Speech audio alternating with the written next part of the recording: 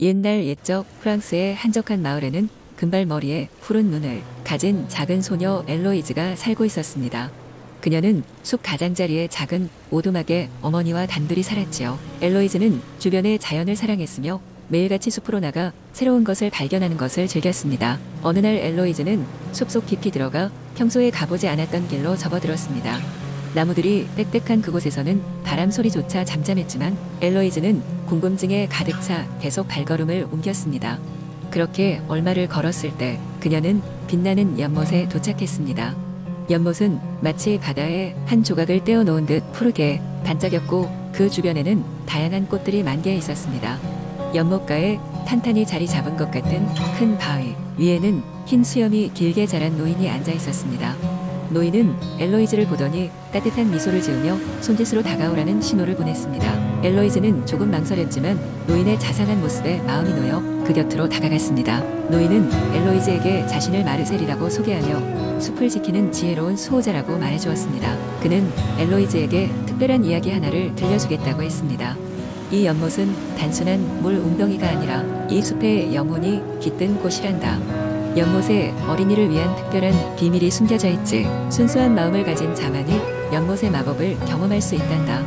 라고 말이죠. 엘로이즈는 마르셀의 말을 듣고 눈을 크게 떴습니다. 그녀는 연못 쪽으로 다가가 조심스럽게 물에 손을 담갔습니다. 순간 물결이 일며 마법이 시작되었습니다. 연못 안에서는 신비로운 장면들이 떠올랐습니다.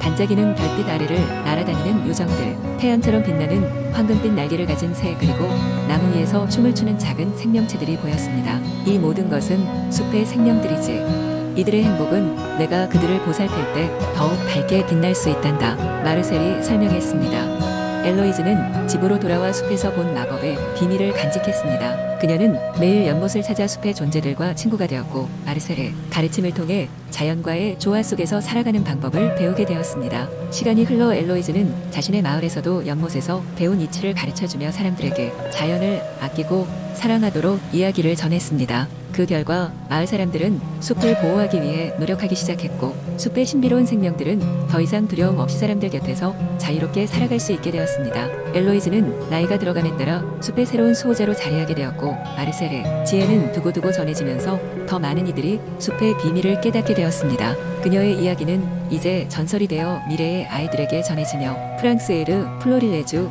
오브 더 엔시안티드 포레스트라는 제목으로 기억되고 있습니다. 두 번째 이야기. 옛날 옛적 프랑스의 작은 마을이 고요한 강가에 자리 잡고 있었습니다. 이 마을은 맛있는 빵으로 유명했으며 특히 장 마르셀이라는 제빵사의 빵은 다른 곳과 비교할 수 없을 정도로 맛이 뛰어났습니다. 그의 빵집은 매일 문을 열자마자 사람들이 줄을 서서 기다리곤 했습니다. 하루는 마르셀이 새로운 빵을 구워보고 싶어졌습니다. 그래서 그는 마을 가장자리에 있는 고대의 밀가루 창고로 갔습니다. 그곳에는 전설에 따르면 마법사의 밀가루가 있다고 전해졌습니다. 마르셀은 호기심에 가득 차 그 밀가루를 조금 가져다 빵을 구워보기로 했습니다. 그날 밤 그는 밀가루에 특별한 재료를 섞어 새로운 빵을 만들었습니다. 다음 날 아침 빵은 반짝이는 황금빛으로 구워졌고 냄새는 마을 모든 곳에 퍼졌습니다. 마르셀은 그 빵을 르 팽 마지크라고 이름 붙였습니다. 사람들은 그의 빵집으로 몰려들었고 빵 맛을 본 사람들은 놀라움에 사로잡혔습니다. 르 팽 마지크는 단순한 빵이 아니었습니다. 빵을 먹으면 몸이 가벼워지고 마음이 편안해졌으며 일부는 노래를 부르거나 춤을 추기도 했습니다. 소문은 마을을 넘어 널리 퍼져나갔고 왕실까지 전해졌습니다. 왕은 자신의 궁중 연회에서 이 특별한 빵을 대접하고 싶었습니다. 그래서 그는 신하 한 명을 보내어 마르셀에게 많은 금화를 주고 빵을 왕궁으로 보내기를 요청했습니다. 마르셀은 기꺼이 수락하였지만 사용한 밀가루가 마법의 밀가루라는 것을 알고 있었기 때문에 걱정이 되기 시작했습니다. 창고의 밀가루는 점점 줄어들고 있었고 다른 바이어들이 이 빵을 원하기 시작했기 때문입니다. 그는 좋은 방법을 찾기 위해 고민하던 중 마을의 오래된 도서관에 보관된 고대의 비밀책을 떠올렸습니다. 마르셀은 책에서 마법의 밀가루가 무한히 생기는 비밀을 찾았습니다.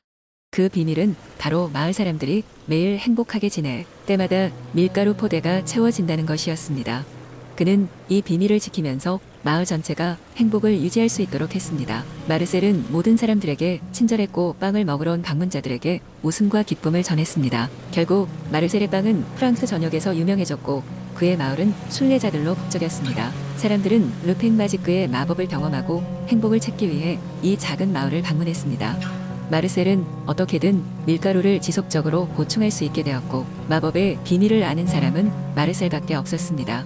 그래서 그의 빵은 영원히 마법을 담고 있을 수 있었습니다. 이렇게 해서로 팽마지크는 프랑스를 넘어 세계로 퍼져나갔고 프랑스의 가장 소중한 동화 중 하나로 남게 되었습니다. 세 번째 이야기. 옛날 옛적 프랑스의 한 조용한 마을에 루카라는 이름의 호기심 많은 소년이 살고 있었습니다. 루카는 인근 언덕 위에 위치한 포도밭으로 유명한 이 마을의 매일 같은 일상에 지루함을 느끼곤 했습니다. 그는 언젠가 자신만의 특별한 모험을 떠나보고 싶다고 늘 꿈꾸었습니다. 어느 날 루카는 할아버지에게서 옛날 옛적의 포도밭 근처에 숨겨진 마법의 보물이 있다는 전설을 들었습니다. 궁금증이 폭발한 루카는 전설 속 보물을 찾아 나서기로 결심했습니다. 아침 일찍 포도밭을 떠나 주변을 탐험하기 시작한 루카는 해가 중천에 올랐을 무렵 그만 낯선 길로 접어들고 말았습니다. 포도밭의 끝자락에서 루카는 오래된 돌기둥 몇 개를 발견했습니다. 기둥에는 이해할 수 없는 오래된 문자가 새겨져 있었고 돌기둥을 중심으로 희미하게 빛나는 길이 짧게 이어져 있었습니다. 루카는 이 길이 보물을 찾을 단서일 수도 있다고 생각하고 조심스럽게 그 길을 따라가기로 했습니다. 길을 따라 숲속 깊이 들어가자 그곳엔 믿을 수 없을 만큼 아름다운 정원이 펼쳐져 있었습니다. 정원의 중앙에는 멋진 분수가 있었고 분수 주변에는 색색의 꽃들이 만개해 있었습니다. 루카는 이 모든 것이 마법 같다고 느꼈습니다. 정원을 둘러보던 루카는 꽃 사이에서 작은 요정을 발견했습니다. 요정은 루카를 보고 미소 지으며 다가와 자신이 이 정원의 수호자라고 소개했습니다. 요정은 루카에게 많은 용기와 호기심의 대가로 보물을 찾는 데 필요한 중요한 힌트를 제공하겠다고 약속했습니다. 요정의 도움으로 루카는 숨겨진 포도밭의 신비한 입구를 찾을 수 있었습니다. 입구 안으로 들어가니 그는 빛나고 있는 오래된 상자를 발견하게 되었습니다. 상자 안에는 아름다운 황금 포도송이와 함께 루카가 원하는 마법의 보물이라고 불리는 광희가 깃든 돌이 있었습니다. 루카는 보물을 들어 올리자마자 어두운 동굴이 서서히 빛으로 물드는 것을 느꼈습니다. 그는 마법의 힘이 그의 손에 있다는 것을 알게 되었고 이 마법으로 마을을 위해 많은 것을 할 수 있을 것이라는 예감이 들었습니다.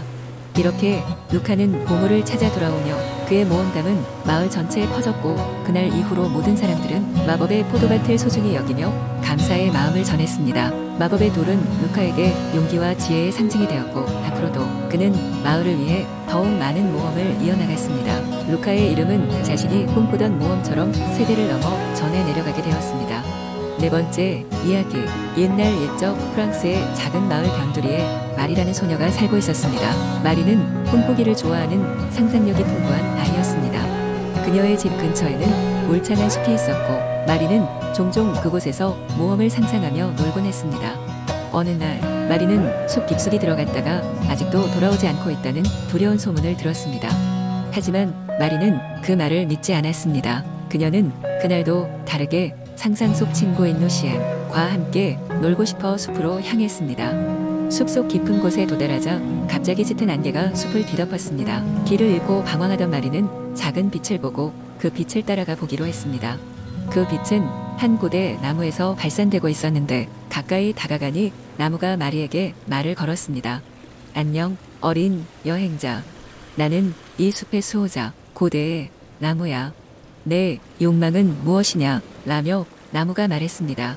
마리는 잠시 당황했지만 침착하게 대답했습니다. 저는 용기를 얻고 싶어요. 그리고 진짜 친구를 만나보는 것도 꿈이에요. 고대의 나무는 조용히 웃으며 말했습니다.